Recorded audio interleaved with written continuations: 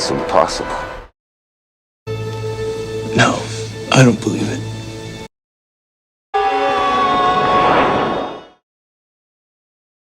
You will succeed. Free your mind. That's impossible. Your mind makes it real. Makes it real. Makes it real. That's impossible. This is the Godfather of cinema, and thanks for joining me for my analysis of The Matrix, a 1999 science fiction action film written and directed by the Wachowskis and starring Keanu Reeves, Laurence Fishburne, Carrie-Anne Moss, Hugo Weaving, and Joe Pantoliano. At the end of this video, I would appreciate it if you would give it a thumbs up, leave a comment, subscribe to my channel, and hit the bell to be notified of my future videos.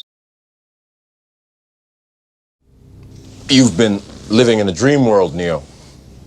The Matrix begins with men in black suits and police officers chasing a woman named Trinity from rooftop to rooftop until the gaps between the buildings become too wide for the cops to go any further. But Trinity and the agents make the jump with ease because they are aware that they are inside of a virtual world in which anything is possible. Therefore, the cops in this scene are controlled by their ignorance, which limits what they can do in this virtual world.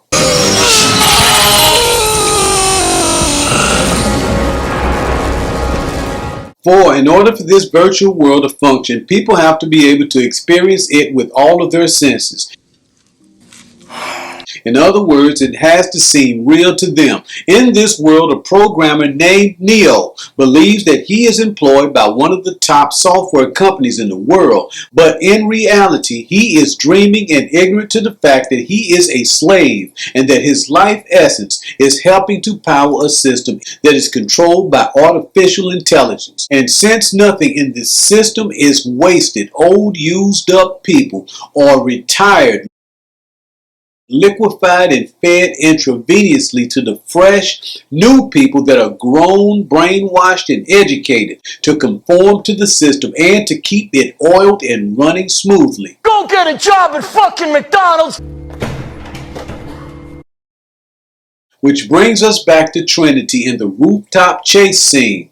She gets away from the agents, but not before they run a trace to Neo, who will be Morpheus' next target. He sends a phone to Neo's job to warn him about the agents who are there for him. Morpheus guides Neo to an empty office to take the scaffold outside of the window to the roof, but when Neo sees the long drop to the streets below, he surrenders to the agents and the mechanism of control known as fear. You are a slave, Neo. We are born to conform, obey, taught how to see, how to hear, how to speak, and how to feel. We are taught how to think about the world, others, and ourselves. It starts with our parents, then our churches, our schools, our friends, magazines, television, social media.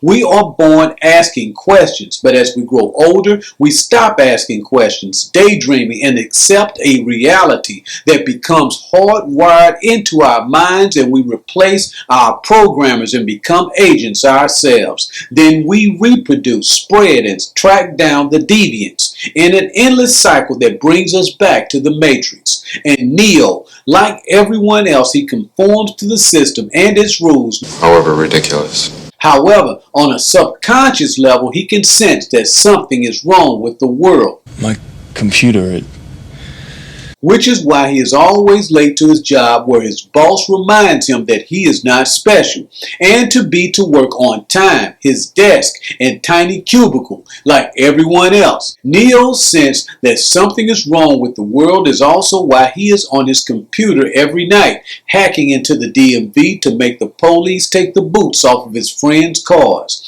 Because cops never question the system. That's impossible. Their computers and obey the rules without question, like everyone else. Neo does not believe that he is special. In so many words, his boss lets him know that he can be easily replaced by someone else who can do his job if he isn't there on time. Trinity takes Neo to meet Morpheus for the first time, but Neo disagrees with Morpheus's belief that his computer skills are like magic because he has been trained to accept only what is rational and logical because only children are incapable of separating what's possible from impossible. Morpheus offers Neo a red pill and a blue pill, the truth or to go back to his old life. Neo takes the red pill. When the Matrix was built, a man was born in it who could remake it at will. This man freed Morpheus and others. When he died, the Oracle prophesied his return to destroy the machines. Morpheus believes that Neo is this man because of the signs he sees in him. Such is his burning desire to know what the Matrix is. Unlike most who simply accept the world in the Matrix, Go get a job at fucking McDonald's! Neo could feel that something was wrong with his world even though he could not see it, which is why he was always late for work from staying up at night on his computer searching for the answer to the question, what is the Matrix? But not everyone on the Nebuchadnezzar shares Morpheus's belief that Neo is the one because of his age, being that older minds often resist change and truth, oftentimes violently. Stay away from me. I don't believe it. And on top of Neo's age, there's also the strong possibility that Morpheus may be 100% wrong about him, being that he had been wrong about someone else he had woken up before, and the man wound up getting killed by the agents. With extreme prejudice. Even so, Morpheus keeps training and believing in Neo, who almost convinces everyone that he is the one by getting the upper hand on Morpheus during a combat training simulation. But everyone's optimism evaporates when Neo falls off of a building in the jump simulation. Although everyone falls on their first jump, Neo wasn't supposed to in their minds because he is supposed to be the one who will save mankind. Fate is not without a sense of irony. Still, Morpheus continues to believe in Neo and Fate, another control system that has already decided Neo's destiny. Trinity also believes in Neo and Fate after Tank shoots Cypher to stop him from pulling the plug on Neo and ending his life. However, as he has been programmed to fear, to doubt himself, and to feel powerless in his imagination, Neo's body may be free from the Matrix, but his mind is still controlled by it after Morpheus tells him that his life and destiny are controlled by fate, and that no matter what he wants or does, he cannot be what he wants to be, and that he is now what Morpheus tells him he is, as his boss in the Matrix had also told him what he was. Morpheus takes Neo to the Oracle so that she can tell him what he is and what he shall be. But when he gets there, she tells him that he is not the one. I'm not the one. Sorry, kid.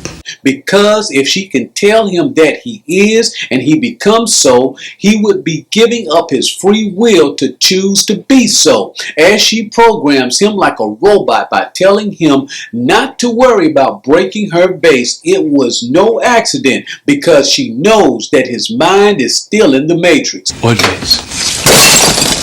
If he were truly free in his mind, he wouldn't have broken the base and only did so because he is now a robot. Stand on one foot. Which is how she got him to break it, by suggesting to him that he had already done it. And if he were truly free of the Matrix in his mind, he would not self-fulfill her prophecy that he is not the one, and yet he does, because it is his belief that makes it so, his unquestioning belief that she is right, as he never asked whether or not the Matrix was real until he chose the red pill and Morpheus showed him that it wasn't real.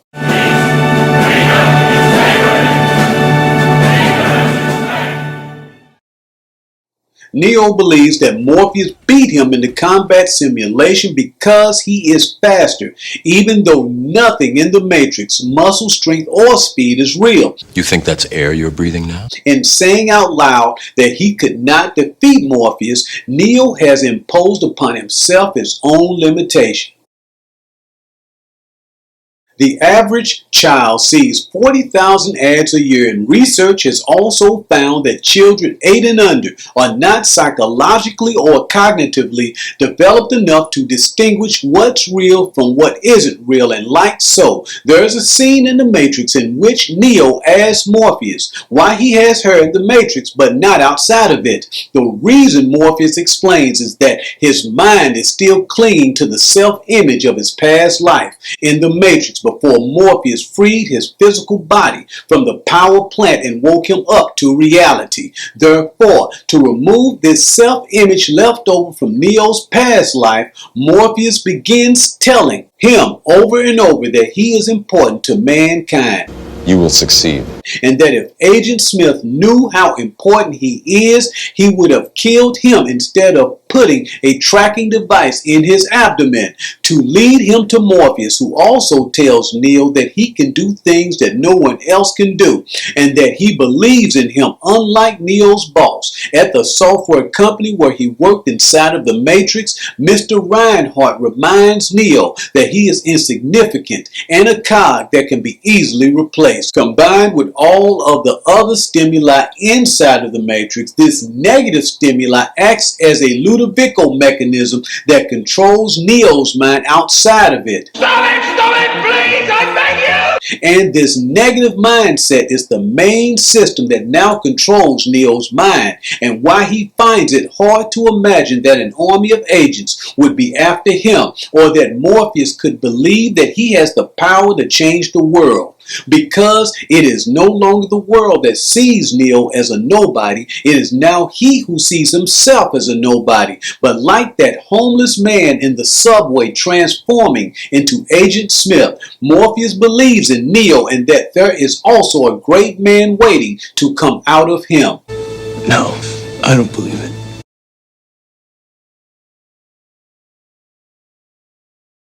Again, the Matrix is a virtual reality simulation that is plugged directly into the brainstem, a false reality by which all of the senses are hacked simultaneously to trick the brain into believing that it is reality.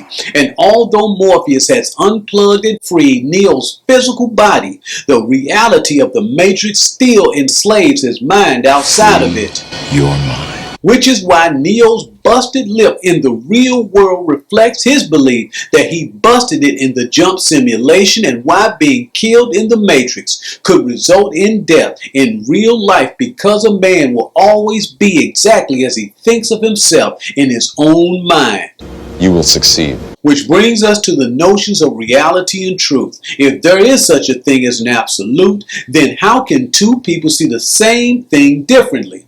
What is reality anyway? The answer does not come to Neo immediately.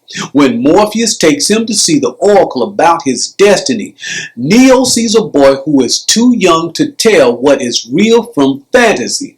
He bends a spoon using his mind, but when Neo tries to do the same thing, nothing happens because the spoon, the boy explains, does not exist. Neo processes this new way of seeing his spoon. It won't bend in reality, but he can bend it in his mind, and when he does, the spoon in his hand bends too, because in reality there is no spoon. As Morpheus told him, Your mind makes it real. as it did during the combat simulation. When Morpheus reminded Neo that they were in a simulation, he gave him a different way of looking at the situation. If speed and strength don't exist in the Matrix, then the only thing stopping Neo from beating Morpheus was how he chose to see himself and his expectation. This also brings us to choice and Morpheus's belief that Neo cannot change fate. When he takes him to Zion to see the oracle in order to confirm his own faith, but she doesn't, and Neo accepts her answer that he is not the one without question, as he had also accepted the Matrix without question. Morpheus freed Neo's body, but he cannot free his mind, because only a truth that is accepted can free Neo's mind. Because truth crushed earth will rise again. In the Matrix, Neo paid his taxes without question, had to be at work on time, acquiesced to the system without question, and kept his mouth shut. and conform to its rules like everyone else. But everything changes for Neo when the agents capture Morpheus and torture him with drugs in order to force him to give them the codes to the last human city called Zion. The only way to keep him from giving Agent Smith the codes to Zion is to pull the plug out of Morpheus's head and end his life and hope that Neo is the one. But when the Oracle told Neo that he was not the one, she also told him that he would have to make a choice to either be what Morpheus believes or to be what she believes, to be or not to be the one. Neo makes his decision and goes back into the Matrix to save Morpheus, as Morpheus had saved him by showing him the truth. As it was Neo's choice that bent the spoon, he now knows for himself that how he sees anything, including himself, is his choice and no one else's to make. He can question the rules or break them. He is not a robot. Stand on one foot. And he has free will to either be or to not be the one. In reality begins when he chooses that freedom in his own mind. Again, I'd like to thank you for watching my analysis of the Wachowskis' 1999 science fiction action film, The Matrix. And if you like this video, I'd appreciate it if you would give it a thumbs up, subscribe to the Godfather of Cinema, and hit the bell to be notified of my future uploads. I will see you soon.